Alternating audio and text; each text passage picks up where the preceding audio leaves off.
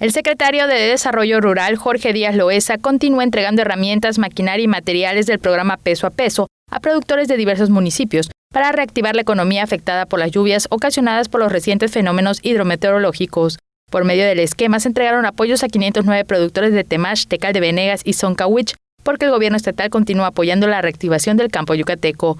Los beneficiarios compartieron los detalles de las diversas actividades que desarrollan en el campo y en especial las acciones que emprenden para activarse con el apoyo del gobierno estatal.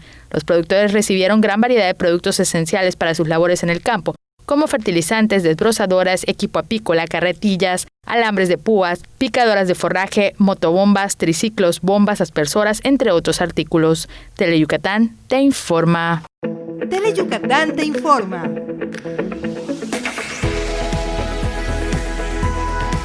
Lunes a viernes, 3 de la tarde. Síguenos.